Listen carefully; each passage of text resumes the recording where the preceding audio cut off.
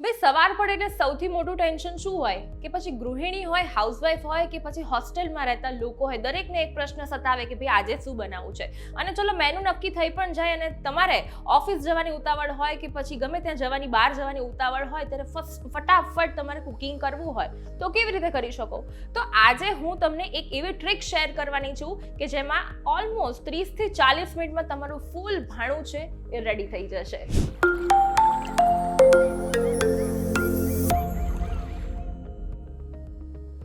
બંસરી આજે શેર કરવાની છું 30 થી 40 મિનિટમાં ફૂલ ભાણું આપણું છે એ કેવી રીતે રેડી થશે. તો સૌથી પહેલા આપણે આજે તમારી જે એક્ટિવિટી છે એને બે પોર્શનમાં વહેંચી દઈશું. એક તો તમારે જે છે એ રાતથી શું પ્રિપરેશન કરવાની છે અને બીજી વસ્તુ એ છે કે સવારે ઉઠીને કેવી રીતે ફટાફટ બનાવશો. તો રાતથી તમારે શું પ્રિપરેશન કરવાની છે. જે તપેલીમાં તમારે ભાત બનાવવાના હોય એ તપેલીમાં તમારા માપસરના ચોખા લઈ ઢાંકીને એક બાજુ મૂકી દેવાના છે. શાકને સમારીને ફ્રીઝમાં મૂકી દેવાનું છે. દાળ જે તપેલીમાં તમે બાફવાની હોય એક નાની તપેલીમાં દાળને પણ પલાળીને 2 થી 3 વાર ધોઈને પલાળીને મૂકી રાખવાની છે. અને જે તાસમાં તમારે લોટ બાંધવાનો હોય એમાં જરૂર મુજબનો લોટ લઈને ઢાંકી રાખવાનો છે. એટલે આ બધી બેઝિક પ્રિપરેશન તો થઈ ગઈ. હવે સવારે ઉઠીને શું કરવાનું છે? તો તમારે જે વસ્તુમાં ટાઈમ બગડતો હોય એ તો બધી જ વસ્તુ રેડી છે, ઇન્ગ્રેડિયન્ટ રેડી છે. હવે તમારે ખાલી કુકિંગ જ કરવાનું છે. તો એના માટે શું કરવાનું છે? તો સૌથી પહેલા 3 કે 5 લીટરનું થોડુંક મોટું કુકર દરેકના ઘરમાં હોય જ છે. એમાં શું કરવાનું છે? ચોખાને સરસ મજાના ધોઈ લેવાના છે અને કુકરમાં 2 મોટા ગ્લાસ જેટલું પાણી લઈ લેવાનું છે. એમાં નીચે સ્ટેન્ડ કે કાટલો મૂકી દેશો. એના ઉપર પહેલા મૂકશો ભાતની તપેલી, જેમાં ભાત આપણે રાંધવાના છે. જેટલા ચોખા લીધા હોય એના કરતાં 1.5 ઇંચ જેટલું પાણી લેવાનું છે અને એના ઉપર ઢાંકણું ઢાંકી દેવાનું છે. અને એની જ ઉપર આપણે જે મીડિયમ સાઇઝની તપેલી, જેમાં આપણે ફક્ત ખાલી દાળ બાફવાની જ છે અત્યારે, એ તપેલી મૂકી દઈશું. એને ઢાંકીને કુકરનું ઢાંકણું બંધ કરવાનું છે.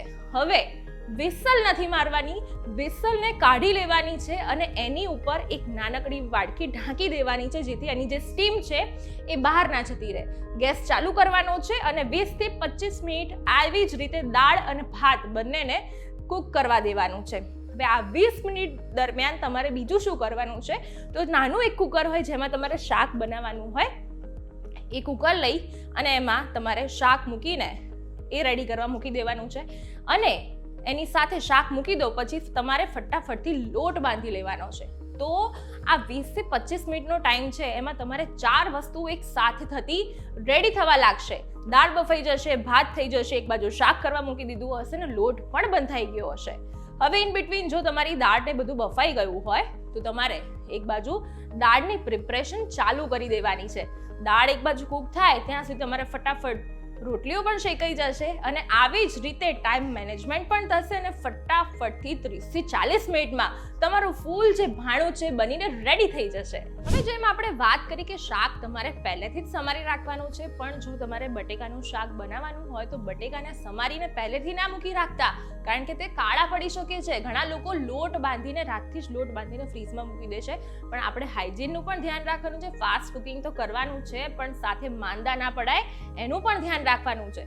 જો બટેકાનું શાક તમારે સવારે કરવાનું હોય તો શું કરી શકો કે તમે બટેકાની છાલ કાઢીને એક વાડકામાં બટેકા મૂકી અને એને પાણીમાં બોળી રાખો છો. બાકી એને ફ્રીઝમાં નથી મૂકવાનું કે સમારીને સીધા ફ્રીઝમાં પણ નથી મૂકવાના, કારણ કે બટેકા ઘણીવાર જળતા પણ નથી. આ સાથે લસણ કેવી બેઝિક વસ્તુઓ જે હોય છે એ તમે જ્યારે પણ નવરાશનો ટાઈમ હોય ત્યારે થોડા થોડા ફોલીને રાખી શકો છો. તો આવી નાની નાની પ્રિપરેશનથી ઘણું બધું ટાઈમ સેવિંગ થાય છે અને જે કુકિંગ જે બોરિંગ અથવા માથાનો દુખાવો બની જતો હશે એ પણ હવે ખૂબ જ ઇઝી બની જવાનો છે.